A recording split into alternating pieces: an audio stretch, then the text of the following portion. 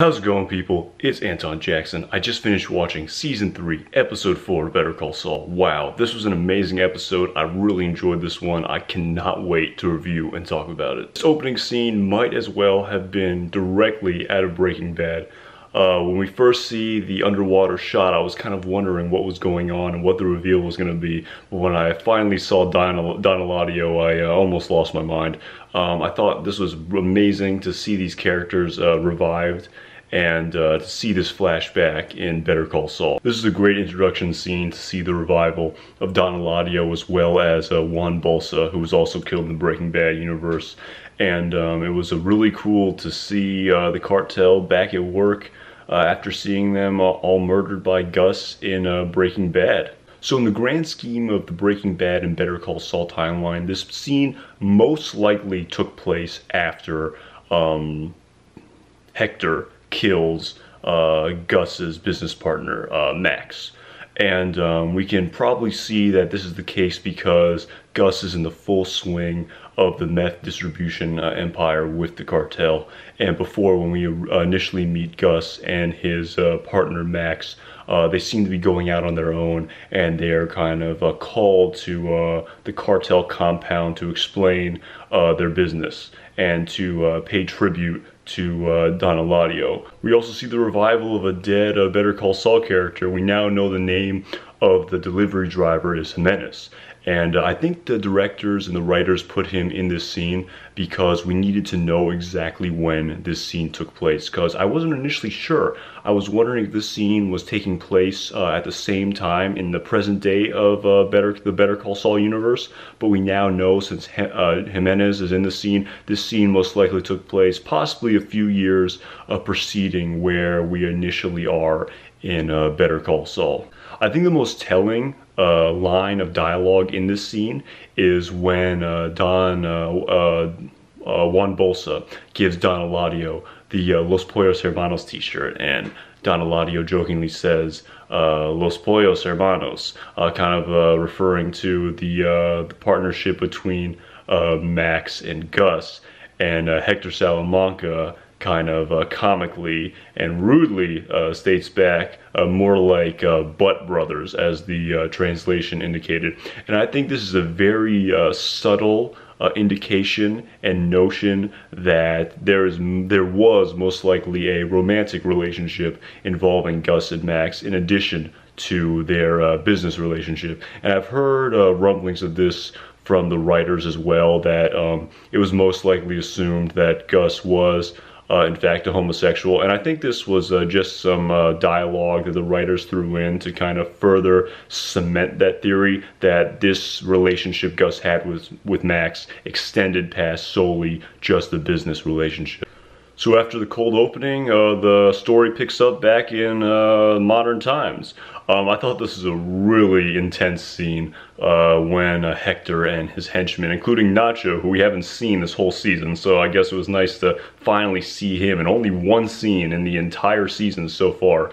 But it was really cool to see Hector come in and talk to the assistant manager, Lyle. I actually really liked Lyle's character. I think, I'm not sure who that actor is. I'll make sure to look him up after I record this. But I thought he did a really convincing job playing that role of the assistant manager. I thought he did a really good job portraying that character. And his interactions with Hector, I thought, were just spot on, of someone who was at the assistant manager level interacting with someone who seemed to have absolutely no fear whatsoever. The amount of swagger that Hector had when he walked into that restaurant was pretty cool. Like, he knew that he could do whatever he wanted and no one was going to mess with him. Just lighting up that cigar indoors with impunity, stealing the soda and not paying for it. I thought that was just, the amount of swagger that Hector had with him was pretty cool. It was just that don't give an F mentality that Hector had at that point. He was definitely in a troubled mental state at that point. His trucks had just been hit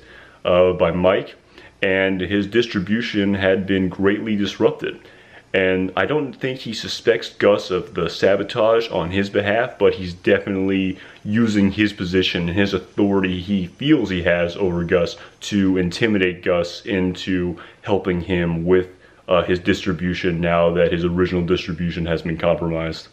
So following this scene, we finally get to see the conversation revealed between Hector and Gus. If I'm not mistaken, this is the first conversation we've seen Hector and Gus have in Better Call Saul. And this is a really telling conversation. The interaction between these two characters was very telling to how they felt towards each other. When Gus walks into his office after bypassing his employees who are more or less being held hostage by the cartel, and he meets Hector in his office. The scene where he just has his feet up, showing absolute no respect to Gus whatsoever, cleaning the shit off his shoes, literally.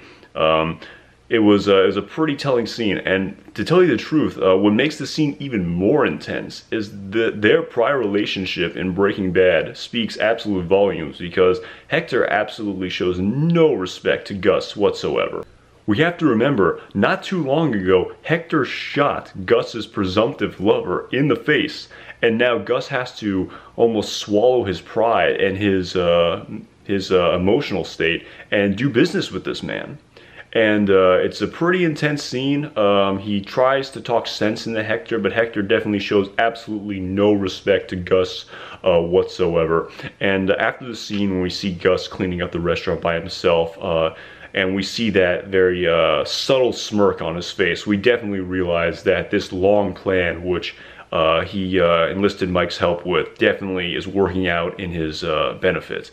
And this trouble that he's inflicting on Hector is really beneficial, and he's really enjoying it for more reasons than just economic, but also obviously for personal reasons, to get back at Hector, who has definitely wronged him personally in Gus's eyes. In the next scene, when Gus shows up to work the next day, I thought the writers did a really good job explaining away this potential plot hole, because after that situation those employees had to sit through with those strange men walking into the restaurant and extorting Gus, I definitely thought that these employees would have a great amount of suspicion for their boss.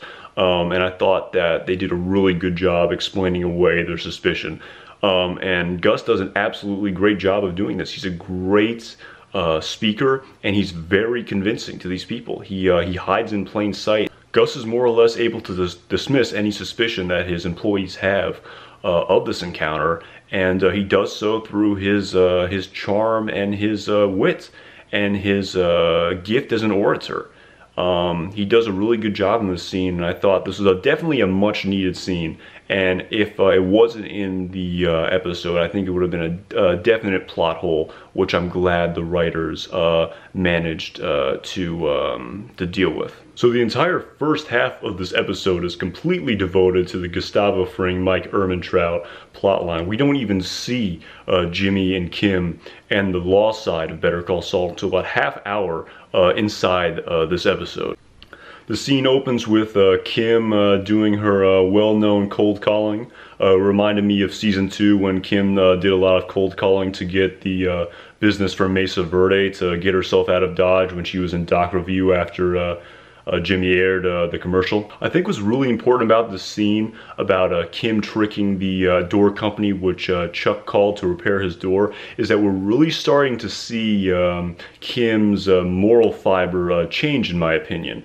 She's definitely been a character who definitely would more or less follow the rules and not stray from the rule of law. But again, I think Jimmy, when he gets his hands on people, he really makes people start to reconsider their moral compass.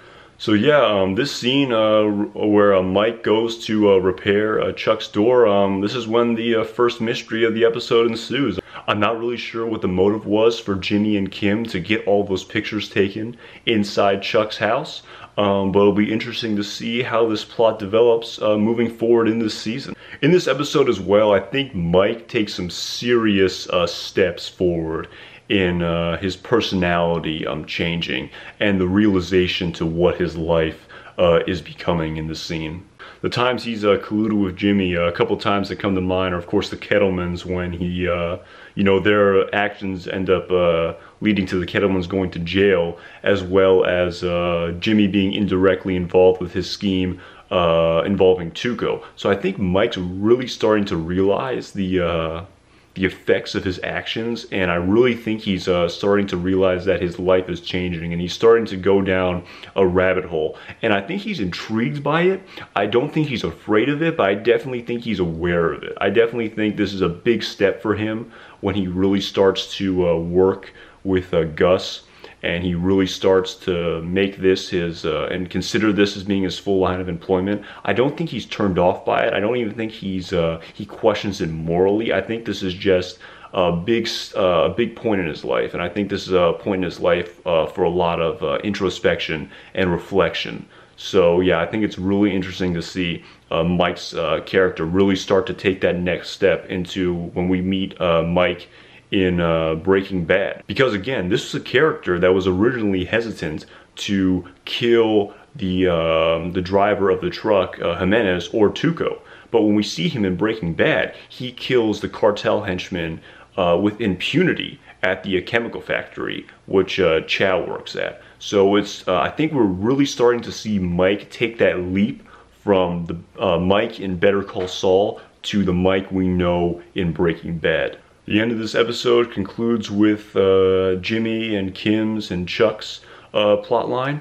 I thought this was a pretty interesting scene. Again, more mysteries revealed to what is going on with Jimmy and Kim's plot to make sure that Jimmy isn't disbarred. Moving forward, it looks like this cassette tape with Jimmy's confession is going to play a very important role in Jimmy and Kim's case moving forward. So I'm really excited to see what the next episode of this season has in store. This episode was definitely an episode for serious Breaking Bad fans. There were so many references and character revivals in this episode. It was really cool to see. I definitely think it made more of an impact for people who have watched Breaking Bad. If you're watching Better Call Saul right now and haven't seen Breaking Bad, that's a little confusing, but I guess there are some people out there doing that. I would definitely recommend watching Breaking Bad. There's a lot of callbacks and revivals and Easter eggs that you're missing. But again, it was great to see all these characters come back into the light of Better Call Saul, and I definitely think moving forward we're going to be lucky enough to see even more Breaking Bad characters come back in Better Call Saul. I don't know about you guys, but something I really like to think about when I'm watching Better Call Saul right now is during all of this in Albuquerque, Walter White is just a chemistry teacher in high school. So it's pretty interesting to think about how during all of this, the Breaking Bad characters are just, you know, living their lives and going forward, unaware that they're going to interact with all these people in Better Call Saul in the years ahead. So again, that's just kind of a little thing I'm enjoying doing, a personal note as a super fan of this show. And it's going to be, I'm really interested to see if more characters from Breaking Bad are revived and brought back in Better Call Saul. Alright guys, thanks so much for watching. My name is Anton Jackson. I'm really enjoying doing these reviews, and please feel free to comment. I'd love to hear your theories and your beliefs and how you feel about this season so far. I'm really looking forward to seeing the next episode, and I'll see you guys next week.